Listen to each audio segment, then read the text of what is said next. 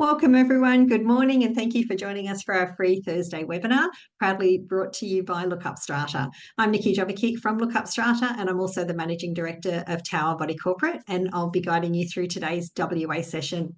This webinar explores a topic that's becoming increasingly relevant in the Western Australian strata landscape: embedded networks.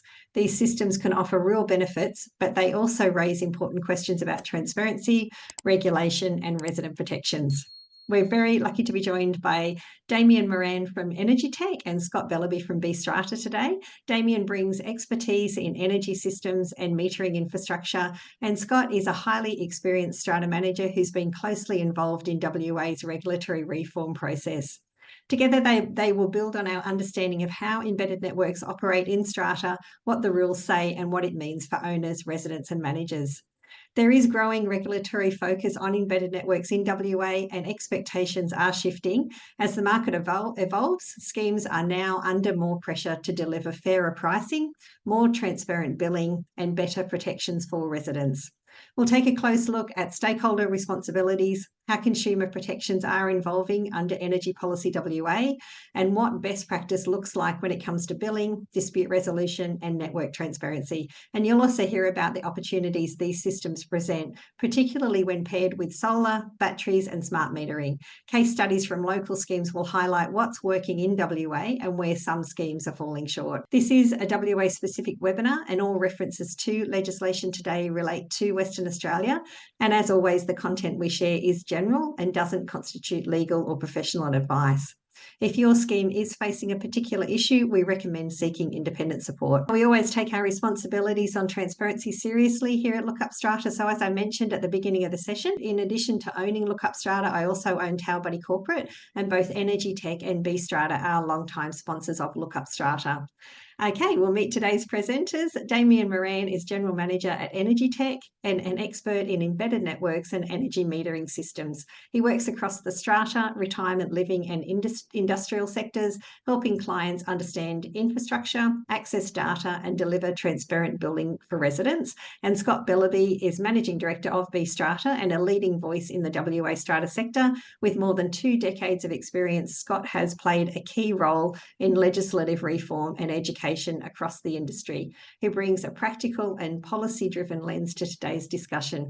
Good morning, Nikki. Good morning, audience. Thanks for having me this morning. Good morning, Nikki, and good morning, audience. Looking forward to a good conversation.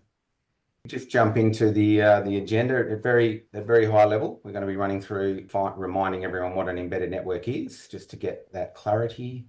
Running through some legal and regulatory framework. Discussing the embedded network code of practice requirements as they're coming into effect very soon, some compliance obligations and how that ties into obligations of scheme owners and operators, and then opportunities for cost savings and some case studies. But let's get started with what is an embedded network. We've got a little infographic here. The version on the left is what's referred to as a multi-master. And that's where a scheme in Western Australia, this all relates mostly to the West Australian environment, where if you are in the SWIS, the Southwest Interconnected Grid, which is run by Western Power as the network operator, you may have a direct account with a company such as Synergy, who are the state-owned electricity retailer. And that means that all of the meters fitted specifically within your property are actually owned by Western Power, and the data is provided to Synergy as the retailer. And you will receive an individual bill and you'll have an account with Synergy.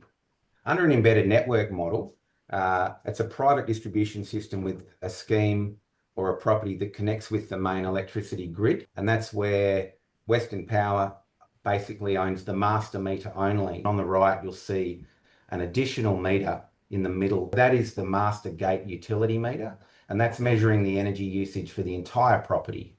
You notice on the left-hand side that does not exist, and that's because in the case of an embedded network, that meter is the point of a master utility account, and that's where the scheme would hold an account with an entity such as a Synergy or other retailers, because you're now in the contestable energy market and you get access to different pricing. An embedded network enables distribution, sales, and sometimes even generation. That's if you've got other assets such as solar. Some strata schemes choose to pass on lower electricity prices instead of making a margin or an on-sell profit. Whether charges apply or not, the setup is still classified as an embedded network. Typically, the infrastructure is owned by an owner's corporation, but in some cases, a third party owns the meters and those assets and bills for lot owners and energy usage and infrastructure fees are passed on by third parties. So there's 3 examples. What we've shown in this version is the multi-master, which is the one I've just explained, and that's where there is no formally an embedded network. And that can have some constraints when it especially comes to renewables and deploying other income generating or emissions reducing tools such as solar or battery, because everyone has a single account with Western Power, and anytime you add anything, it has to be done through Western Power and Synergy. So the embedded network options, you've got a complete ownership scheme, and that's where the scheme owns all of its physical assets, including the meters, acknowledging that the scheme already owns the electrical infrastructure. That's the switchboards, the cables, the wires, the distribution boards on various levels. All of that is the property of a scheme, regardless of the embedded network or the metering model. And you are responsible as scheme owners for the maintenance, for the operation, for the insurances and the liability of that infrastructure. So the complete ownership is where the meters and any other solar assets and the like are owned by the scheme, and you have complete control over that network, and you have the power under your bylaws in terms of how you distribute those costs. The part scheme, part third party ownership is where the lots purchase their electricity from a licensed or an exempt electricity retailer, and that retailer may or may not own those meters. They might have bought them. You might be in a development where the developer has negotiated this arrangement prior to you purchasing the asset, and it might be sitting in your contractual obligations or contractual what you've agreed to within that contract, that buyer's contract that entitles a third party to own that infrastructure. And that's often done to offset the costs of the development by the developer. And that means that there might be obligations now that you purchase your electricity through that third party. But that's the high level summary of what an embedded network is and some of the models that exist. When we jump into the legal and regulatory framework, we are just we're about a year away from the regulation starting to impact us. Currently, there are a few acts that apply. One of those is the Electricity Industry Act, and where embedded networks must either hold a license or operate under an exemption. So the strata sector properties basically sit under an exemption not to require a license to sell electricity, whereas electricity retailers such as Synergy and Western Power and Alinta, they all hold licenses. And there's some conditions around that, but it's relatively been self-managed for a large period. And that's where the intention is that the Energy Policy WA, the agency under the Minister for Energy, believes that some additional customer protections should fall into the fray of the framework of embedded networks as well. But there are actually a number of regulatory environments that we have to apply to now already. The Energy Coordination Act also covers off gas, because you can operate a gas network as an embedded network too, but just confirming the new electricity code of practice, the embedded network code of practice, only will apply to electricity, not to gas. Some of the current regulatory framework is that there's the Strata Titles Act, which we know has just been updated in recent years, the Residential Tenancies Act, and the Commercial or Retail Agreements Act as well. All of those have elements that relate to the on-selling of electricity, where there are frameworks and rules that apply. So it's not like this section is not completely unregulated. It's actually got elements across quite a large range of various different legal obligations. What is the Embedded Network Code of Practice? It falls under the Alternative Electricity Services Act. and that act refers to an embedded network as a service, which we don't agree to because it's not a service, it's an asset. So there's a little bit of contention about what an embedded network is. Because it's a physical asset, we believe that under the code, it should be recognised as such, whereas what they've done is they've allocated it as a service. And that's also dealing with other services such as supply of solar or EV systems or battery systems. They've sort of bundled it all into this AES framework. Their fundamental aims are to extend specific rights to customers, where at the moment, if you are sitting under a green title property with a Synergy account, or you're in a strata scheme that's a multi-master, Synergy have obligations directly to you to ensure that your customer protections are there. What they also have control of is if you want the battery program coming into effect very soon, you can get a rebate as long as you're with them. So it comes with other obligations as well. The overall intention of the Act is to improve those customer protections, those customer rights, to provide access to independent dispute resolution via the Energy and Water Ombudsman, acknowledging that that already exists in Strata through the Strata Act and DAP, and ensure accountability of embedded network sellers. And a lot of that's about clearly outlining the source of the electricity, what you're paying for it, and all of that information being available to you on your utility statement or your invoice. From a timeline perspective, there is actually a voluntary code that is in effect. And what we've noticed with other customers of ours, such as Department of Transport and other government agencies, they're recognising that that code is actually in place and in effect, and that organisations should be aligning to that.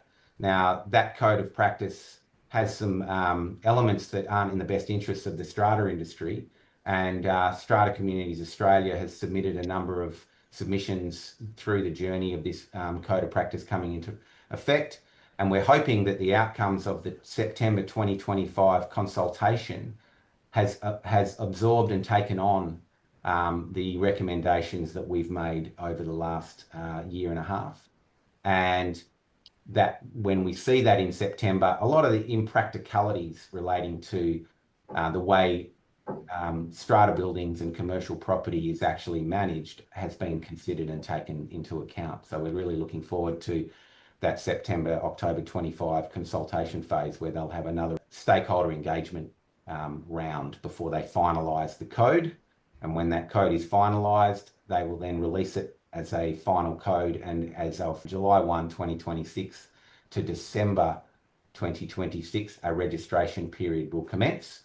And that's where all schemes and properties will have to register with two agencies. One is with the Economic Regulation Authority, and the second is with the Water and Energy Ombudsman. And then as of January 2027, the deadline comes to effect to start to register with the ERA. So there is a lot to do between now and then, and there's a lot that can be done now within the framework of the voluntary code to prepare, because change takes time to come into place. So we really advocate that you look now. If you are receiving utility accounts or bills that are not really demonstrating a lot of the detail, you would hope that over the next 6 to 12 months that's addressed well before the deadline comes into effect, especially from a Council of Owners perspective or a strata management perspective. So what are those requirements? It will be introduced by the Economic Regulation Authority, and as I've outlined, it sets up those standards and the need to supply when supplying electricity. So what does that mean in terms of the tariffs? There are gazetted tariffs now, and under the Electricity Act, residential tariffs cannot be exceeded. So what we've got here is some summaries of what that means under the A1 gazetted tariff. And that gazetted tariff is adopted by Synergy under law. They have to pass that on. And if you're in a regional area with Horizon Power in Western Australia, you would fall under what's called the A2 tariff, and they emulate each other. They're just named differently. You'll notice there's a supply charge and there's a usage charge there. The supply charge is intended to recover costs related to the data collection, the preparation of billing information and the distribution and the recovery of those monies. And the usage charge is there obviously to recover the usage, the actual electricity usage. There's also small business customers, so a lot of strata schemes that are configured as commercial property would have similar tariffs. And then you've got the L1 or the R1 tariff, and we'll explain a little bit more what the differences are between those two tariffs. And as I mentioned, in regional areas, it can be covered. Thanks for that, Damien. As highlighted, this will start to take effect from second half of next year. It was actually originally planned to come into effect from 1 January next year, January 2026. But with the election and a new energy minister coming in, the timelines have been pushed out. But we've now got a little bit more time, and we now really need to start focusing on what our obligations are, our compliance requirements are. And ultimately, what the real aim is it's bringing that transparency into how the scheme operates and bills. And, we've gone through that lesson over the last 12 months with insurance, making sure that there's those disclosures and transparency. And now the focus is going to be on energy and also utility billing in its whole, because, often schemes can be seen to be billing for sub-meter water, gases, electricity, hot water, some instances, air conditioning might be a metered service. And then you've got the additions that are coming into the schemes like electric vehicle charges and other battery charges. So in the end, we've really only got a very small window to try and bring the scheme up to its compliance requirements. It really will start from mid next year, which will be the registration of the scheme. That will look at identifying who is the embedded network operator, the ENO, and that is can be the scheme, and they would outsource that maybe to the strata manager. It could be a third-party provider. It could be someone else, but they're generally how it will operate. You have to give that commitment that you've got your policies and procedures in place and that you are adhering to the embedded network code of conduct. And it also commits you to following a proper practice with regards to customer protections. It's important to ensure now going forward that you start to develop an information pack for your residents and occupiers within the scheme.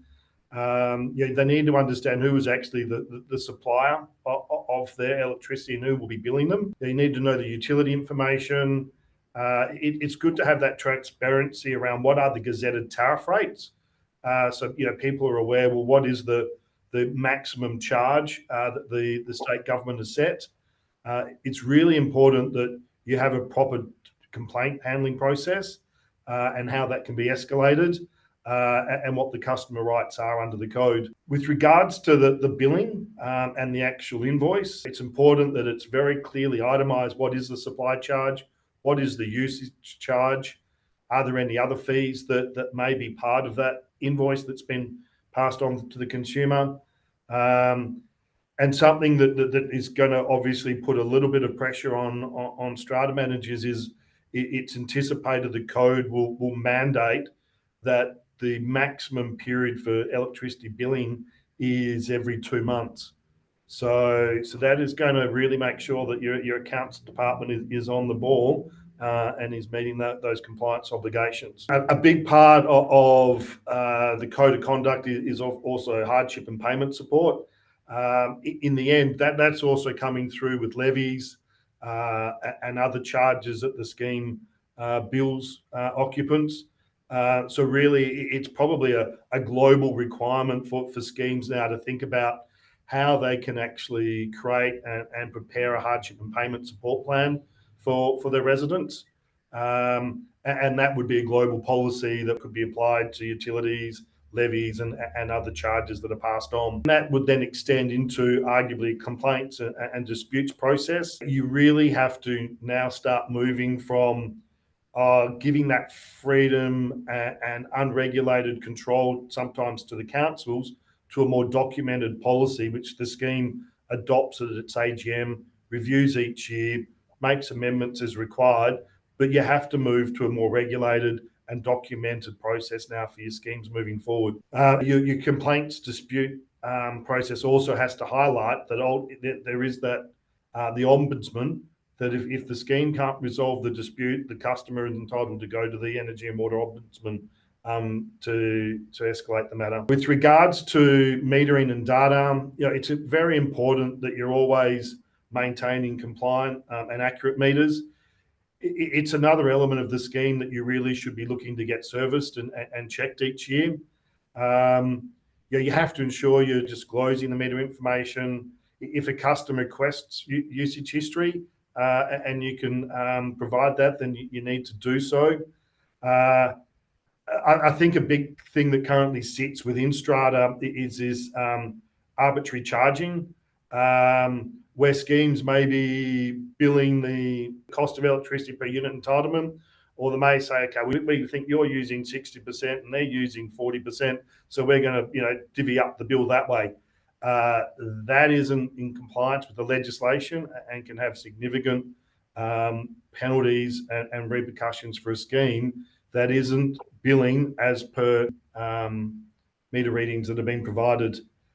You are entitled to have an estimation rule, and you need to document that, and so that people can understand that sometimes a meter may go offline, but you have to have a clear process that's accepted by the residents, and you have to clearly mark those bills. If there is an error in the data and you've had to undertake an estimation, you have to itemize that on the bill and explain how it was calculated. And ultimately, it then comes back to, if the resident isn't happy with that, they can then escalate it to the Ombudsman. Scott, I might just mention in this point, and it ties into one of the questions about if there's no information provided by a developer, how do we find out what type of embedded network we're in? You could ask, these requirements fall under a mandatory disclosure requirement. So as the Act comes into effect in January of 27, everyone will be obligated to provide a disclosure about the arrangements at your property. So that's outlining the elements of what the supply arrangements are, what the tariffs being used are, whether people have meters or do not have meters. All of that has to be disclosed. So that's the whole key about getting your ducks lined up between now and then. So if you are a lot owner who's not sure, there's no reason why you couldn't ask somebody now for that disclosure, flagging that it's due to come into effect very soon, and but you'd like to know now because the voluntary code is in effect, and there's a best practice example of how that information could be presented now. Certainly when it comes to compliance, the regulatory enforcement, there are numerous government departments where customers can escalate their concerns. Ultimately it starts with the scheme or the third-party provider. But if you're not getting adequate responses, or you're not happy with the information that's been passed on, there are numerous options for consumers to escalate their concern. Ultimately, you would probably look to start maybe with the Ombudsman, but in the end, you've got the Regulatory Authority, Consumer Protection, Building Energy Division, ACCC, and SAT. And if you're not doing this correctly, there are significant financial risks. In the end, the ERA could revoke your license. More than likely, they'll issue immediate compliance orders and impose conditions. If you've been billing and it hasn't been in accordance with meter data, they could very well order the scheme to pay back those charges. And in the end, there is interest penalties that could also be applied. There are other fines and penalties that can come in. Corrective action can also be significant if you're not proactive in this space and properly managing it. And if you're not being compliant, the ERA may stop your ability to on-bill for the supply of the utility until you can become compliant, and therefore that means the scheme is wearing all electricity costs and isn't able to recoup that. With regards to compliance, we've got a long way to go in this sector. I think too often strata managers seem to think that they just need to be across the Strata Titles Act and the general regs and the bylaws. But that's only one very small part of a number of government legislations and acts that sit in place, and you can't ignore these requirements that coming in just because maybe your bylaws don't deal with it. It really is going to be a requirement that you have to improve transparency and compliance with everything that the scheme's doing. It's strongly recommended that you now begin the process of looking at your bylaws. I would suggest every scheme out there currently that has an embedded network doesn't have appropriate bylaws to actually deal with embedded network code of conduct. And then you've also got your own policies and procedures that you need to bring into play. In the short term, with that lack of bylaws and the challenges and the fact that we are coming into the peak AGM period, it's also important that maybe you begin that transparent process by adopting motions just to start highlighting how the scheme operates with regards to all of its utility billing. And ensure that the owners and residents are fully across that. I've always been asked for motions. Now, in the end, I've quickly just put together a motion that is only of use if the scheme is the embedded network operator, saying that elements of it can be used if there is a third-party provider. This motion is 11 parts. Until the scheme really adopts its own policies and adopts those procedures, the motion is somewhat extensive. As the scheme defines its debt recovery processes, its financial hardship policies, complaints handling processes, then the motion, of course, can be slowly whittled down.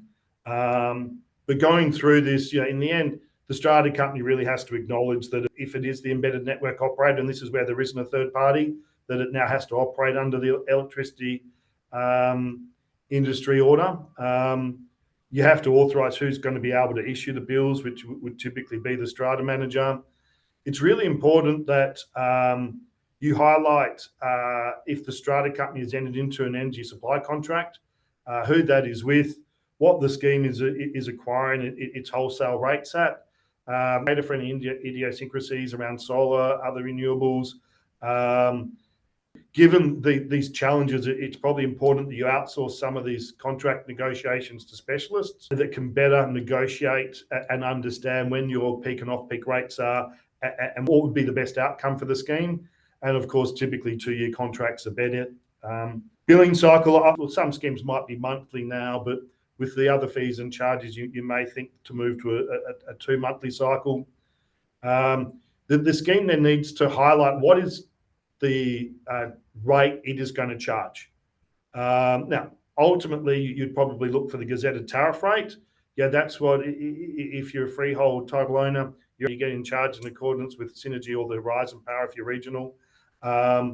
Any profit margin that may exist just comes in and offsets the levy. So as an owner, instead of seeing the benefit at the billing, you're seeing it against the levy. With regards to supply charges, with regards to the registration of the scheme, you will end up incurring fees there. So you need to think about what that supply charge will need to be. But ultimately, you've got the strata management fees, read-meeting company fees. You need to understand the total. But regardless of all these fees that might be charged, I would estimate they may come in around $15 to $20 in total. And that's every two months. If you were being supplied your electricity by Synergy, it's nearly $70. So there is already a significant saving if you go down that path of an embedded network. It's really important that the billing format is improved. It may very well be there are limitations with the strata management programs, but this is where partnering with the third-party meter provider, they can also assist with some of that invoicing, which you can also forward on to the consumers. As I highlighted, estimating bills, the dispute resolution, debt recovery. In the end, you can look at a motion that help frames up all the charges, being levies, utilities. There needs to be a clear process that the scheme has to follow. That needs to be documented somewhere. And a really big part of where Strata is heading is understanding that financial hardship policy and how that process needs to be managed. Too often, I think you see councils then have slight biases. Oh, it's my neighbour. Let's just let him off. Oh no, this guy's always parking in the wrong place. Let's charge him all the fees. That's not acceptable anymore. There has to be a documented process. The scheme needs to adopt that process, and that then provides the guidance note for councils and strata companies going forward. Another big thing which I've started to notice is that strata schemes and strata managers don't quite understand when an annual income tax statement may be required. If a scheme is only billing the owners for admin, reserve and insurance, then you don't have to worry about an annual return. But the minute the scheme derives other income by investing, scheme funds, even by issuing a Section 110 certificate, it's providing a service, and that automatically triggers an annual income tax return. But particularly when there is a utility that has been billed by the scheme, you definitely 100% need to make sure the scheme is lodging an annual tax return. Under an embedded network structure, what opportunities exist for cost savings? So as I said earlier in the introduction about an embedded network, the scheme has control over what fees they charge to the maximum of the A1 tariff. And that's that combination of daily supply charges and energy charges.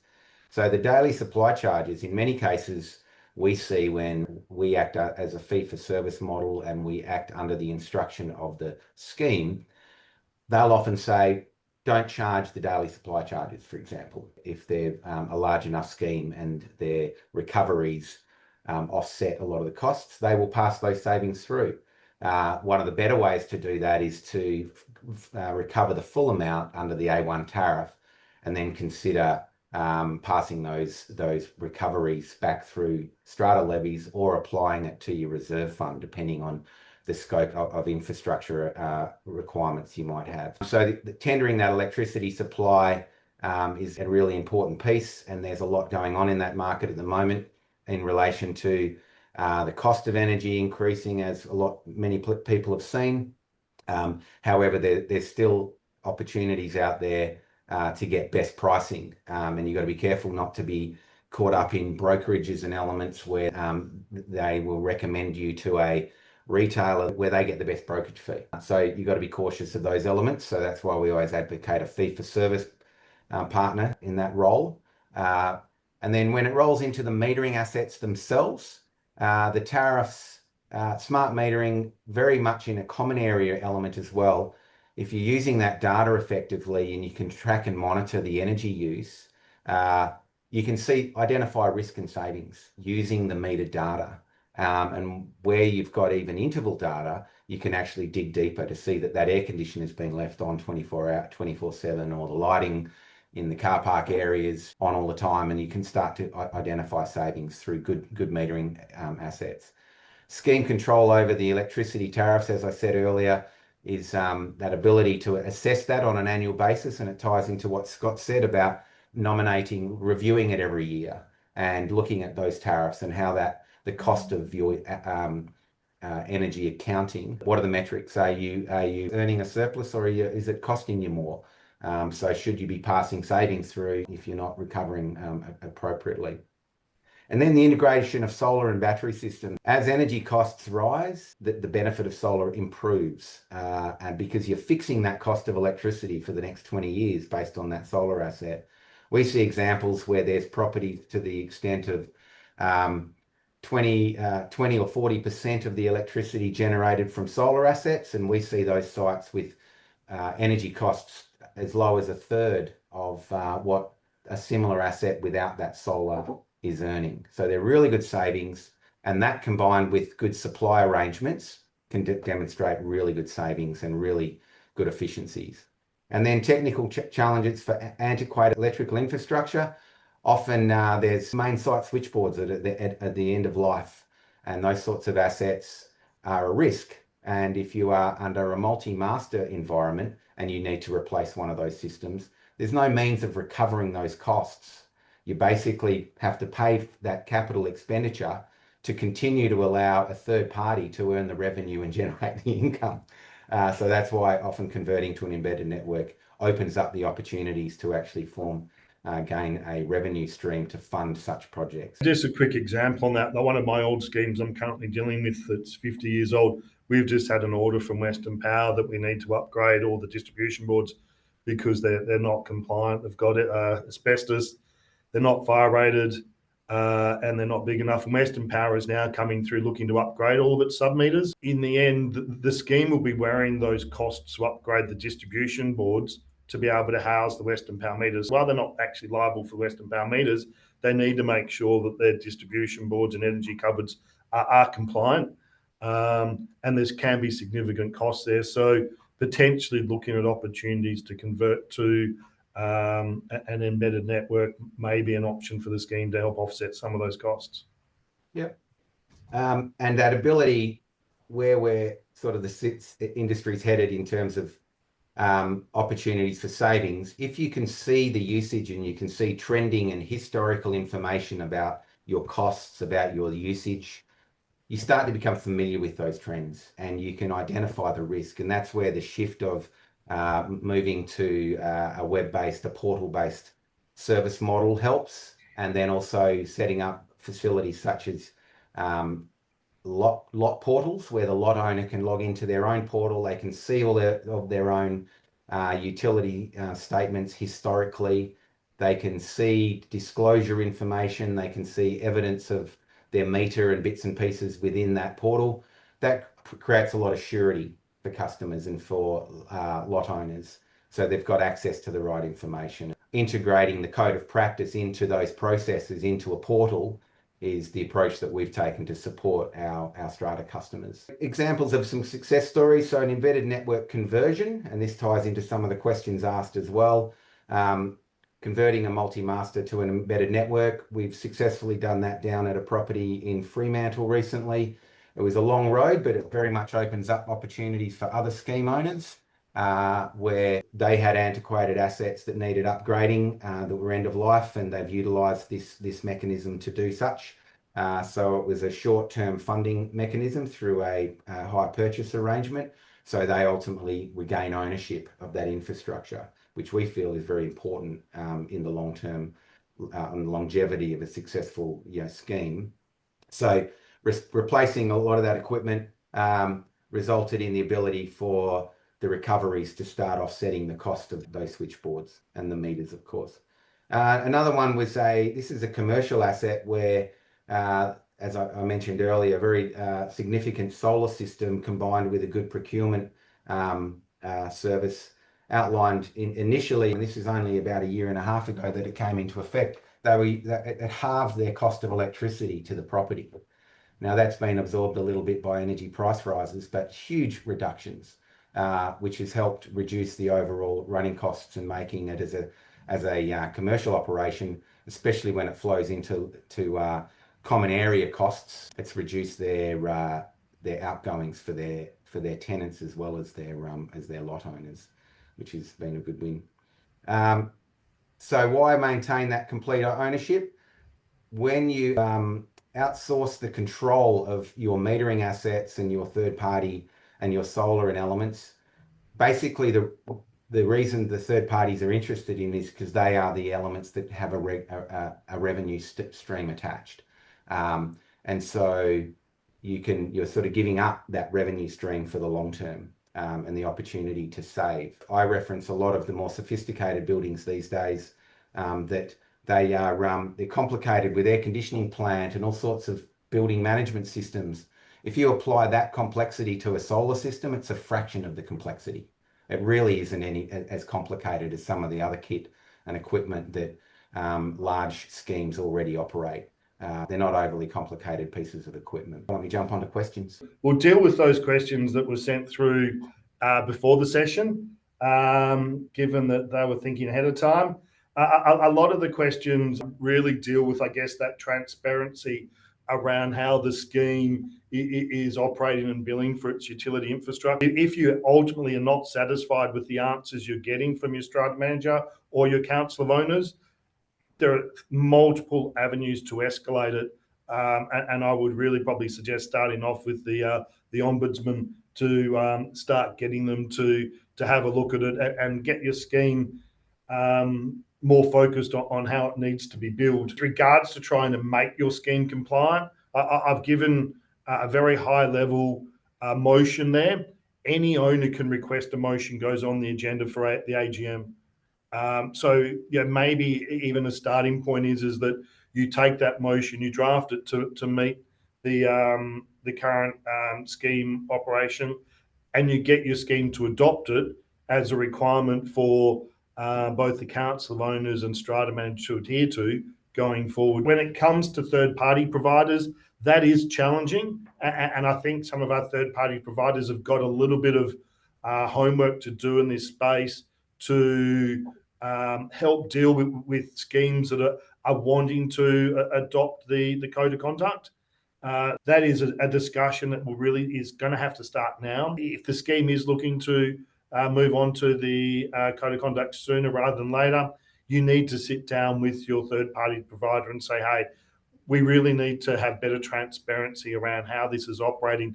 Can you help us prepare an information pack for owners? Can you help us prepare a motion to help improve this transparency and look to work with your third-party providers around that?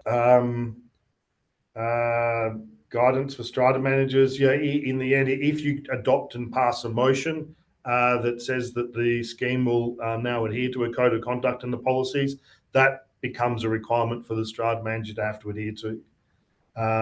With regards to considering a scheme moving on to solar and battery integration and transitioning to an embedded network, we've probably covered off on it, but have you got anything to add? We have prepared guides for embedded network conversions. So upon request, we can engage with that process. Those guides basically deal with the hardware, the billing process, the feasibility, and the bylaws. So that's a good place to start. It's a relatively complicated process because you obviously need to get the scheme on board to those processes. So a best place to start is with an embedded network conversion feasibility. For the required information, I think you'd mentioned that, Scott, in one of your slides. Should this be provided from the strata company to owners, and who would prepare this? It's really the strata company that is face-to-face with the residents. Often, if you're buying into a new scheme, that transparency around the utility billing isn't clear. So the more a scheme can actually create that information pack, make it available to the sales agent, make sure the owners are making it available, when they're looking to sell their unit. So when a purchaser comes in, they're already, mostly informed around that. But it really sits, I believe, with the strata company putting in that information pack, adopting those policies and procedures, even when there is a third-party provider. Because, often we will see a purchaser come in and say, how do I change my billing account? I phone Synergy and they don't know my meter. And it's, there is actually a third-party provider. These are the people you need to contact. Now, as a strata manager, we're happy to do that. But if there was an information pack that made that a lot more transparent and could be provided at the start, that's very useful. We advocate that, basically dealing with disclosure now.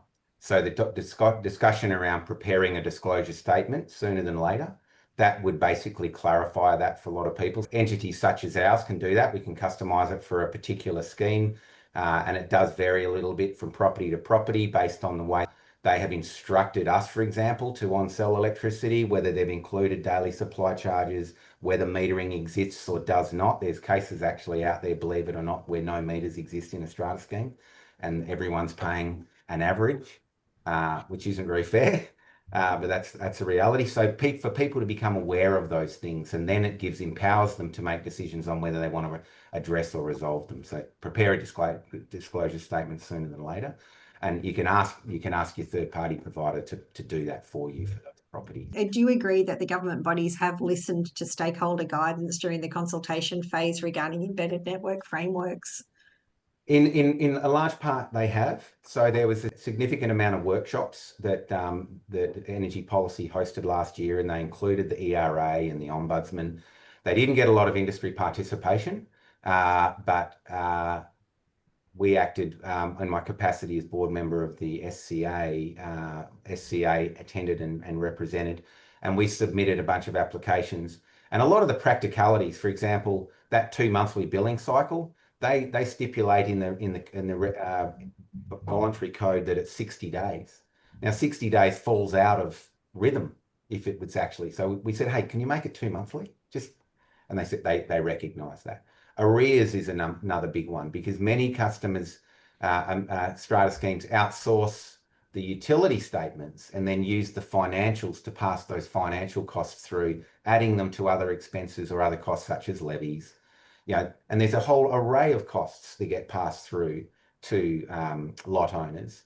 And Synergy is a single that's all they sell is electricity, or they sell gas as well, but the utilities, they put all this focus on it all needing to be sitting within the utility invoice. And they've agreed and compromised that those arrears do not need to be on that statement. However, reference to where that individual can find out about their arrears needs to be there. So there's a range of those types of steps that they've listened, but we are anxious to see what's actually flowed through in this September code, the update date of the code of practice. They're kind of issuing it for a final submission review.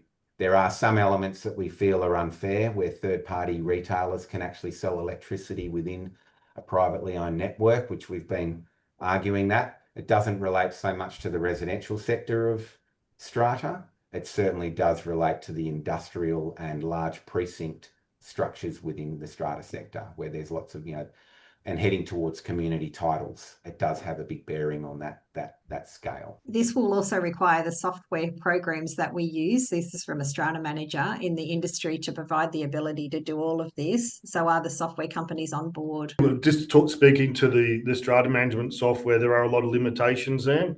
But this is ultimately where you need a partner with meter reading companies, like EnergyTec. They can assist more in that space to help that extra level of compliance.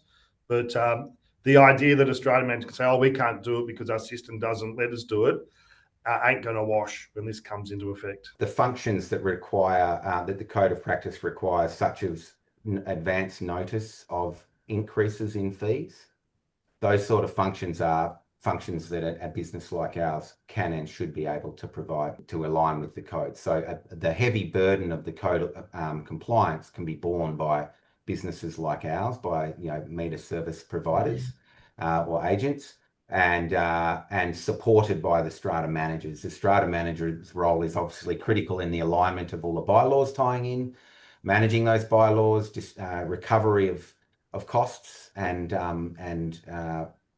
charges. It needs to be a symbiotic relationship between the meter network service provider and the strata manager. I really think schemes should not just make this about energy billing.